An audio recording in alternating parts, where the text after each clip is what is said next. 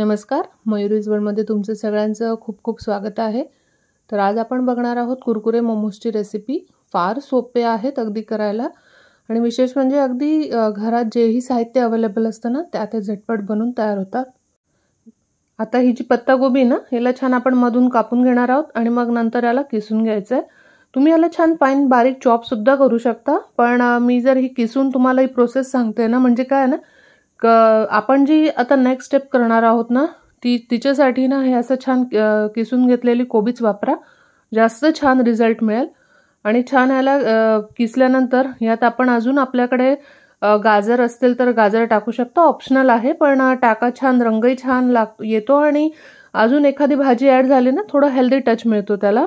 आणि त्यानंतर आपण टाकणार आहोत इथे मोठ्या साईजचा असा एक कांदा, किंवा मग तुम्ही मीडियम साईजचे असे 2 कांदे सुद्धा वापरू शकता। आणि त्यानंतर आपण याच्यात टाकणार आहोत मीठ। तर मीठ टाकल्यानंतर याला सगळीकडे छान लावून घ्यायचं आहे। अगदी सगळीकडे छान मिक्स झाल्यानंतर याला असं एक साइडने दाबून पडू द्यायचं आहे, एक 10 ते 12 मिनिटं पडू द्यायचं आहे। आणि नंतर आपण इथे साइडला अद्रक, हिरवी मिरची आणि लसूण याची छान अशी जाडसर अशी पेस्ट करून घेणार आहोत। बघा अशा प्रकारे आपण ही पेस्ट करून घ्यायची। तुम्हाला हवं असल्यास तुम्ही फाईन बारीक चॉप सुद्धा करू शकता। तर आता इथे मी ही जी परात आहे ना याच्या खाली एक छोटी ताटली लावून दिली आहे, म्हणजे उताराच्या साईडला हे सगळं पाणी जाईल। आणि याला छान कडक पिळून घ्यायचं आहे। पिळल्याचा फायदा काय होतो ना, आपण जे मोमोज बनवणार आहोत ना ते खूप सुंदर बनतील, म्हणजे जे आतलं जे फिलिंग आहे ना ते खूप छान होईल त्याने। आणि हे जे इथे जे पाणी आलंय ना याचा तुम्ही सूपमध्ये सुद्धा वापर करू शकता। याला छान तुम्ही त्याचा नंतर कशासाठी सुद्धा भाजीमध्ये सुद्धा वापरू शकता। आता ही जी पेस्ट केली होती ही आपण सगळी यात टाकून दिली आहे। नंतर आपण इथे रेड चिली सॉस टाकतोय आणि नंतर व्हाईट पेपर पावडर। तर हे सगळं टाकून घ्यायचं आहे आणि छान मिक्स करून घ्यायचं आहे। व्हाईट पेपर पावडर यात खूप वेगळा टच देतो, तर नक्की वापरा। आणि त्यानंतर आपण इथे शेजवान चटणी टाकली आहे किंवा शेजवान सॉस, आणि नंतर चवीनुसार मीठ टाकायचं आहे। आणि इथे मी परत एक वेळा असं छान क्लीन करून घेते, कारण मग आपला जो ओटा आहे तो स्वच्छ असेल तर काम करायला अजून छान वाटतं। आणि नंतर आपण एका परातमध्ये मैदा काढून घेतला आणि मैद्यात आपण टाकलंय मीठ आणि चवीनुसार आणि छोट्या 2 पळ्या तेल टाकून घ्यायचंय। आणि ही जी कणिक आहे ना ही आपण दुधात भिजवणार आहोत, अर्ध दूध अर्ध पाणी। तर असं ही जी स्टेप आहे ना ही खूप इम्पॉर्टंट आहे। ह्यामुळे काय होतंय ना आपलं जे मोमोजचं आवरण आहे ना ते खूप जास्त सॉफ्ट होणार आहे आणि स्टीम मोमोजसाठी तर खूप जास्त फायद्याचं आहे। तर तुम्ही अशा प्रकारे ही स्टेप नक्की करून बघा, म्हणजे ही जी प्रोसेस आहे ना हिला स्किप नका करू। थोडंसंच दूध लागणार आहे, एक छोटा जो कप असतो ना तेवढं मी इथे दूध घेतलेलं आहे आणि त्यानंतर अर्धा कप पाणी घेतलं, तर एवढं म्हणजे टोटल 1.5 कप असं मला इथे लागलेलं आहे दूध आणि पाणी। तर याला छान मऊसूत असं भिजवून घ्यायचं आहे। आता आपण इथे एक स्लरी तयार करून घेणार आहोत, त्यासाठी मी इथे मैदा टाकलाय आणि नंतर 1 चमचा कॉर्नफ्लोअर टाकलाय आणि नंतर अर्धा चमचा लाल मिरची पावडर टाकली आहे आणि व्हाईट पेपर पावडर टाकलाय। आता यात आपण चवीनुसार मीठही टाकून घ्यायचं आहे आणि नंतर आपण याची एक स्लरी बनवणार आहोत, अशी मीडियम पातळसर अशी बनवायची आहे स्लरी। तर कशी बनवायची ना हे बघा तुम्ही, आता अगदी पूर्ण प्रोसेस नीट बघा। जसं मी दाखवते ना त्याप्रमाणे हळूहळू थोडं थोडं पाणी मिक्स करत जायचं आहे, अगदी त्याची एकही गुठळी नको त्यामध्ये। आणि छान असं मिक्स झाल्यानंतर शेवटी असं चमच्याला असं एक बोटाने असं चेक करून बघायचं आहे, असा एक छोटासा गॅप दिसला पाहिजे या प्रकारे, म्हणजे आपली स्लरी जी ना ती अगदी परफेक्ट झाली आहे। आता मी इथे कॉर्नफ्लेक्स घेतलंय, जे युजुअली नाश्त्याला वगैरे वापरतात ते कॉर्नफ्लेक्स आहे। याला हलक्या हाताने असं मॅश करून घेतलंय। नंतर फ्रेश काळी मिरी घ्यायची आणि तिला छान कुटून घ्यायचं आहे। असं कुटल्यानंतर आपण आपलं जे मिक्सचर होतं ना त्यात हे टाकून घ्यायचं आहे।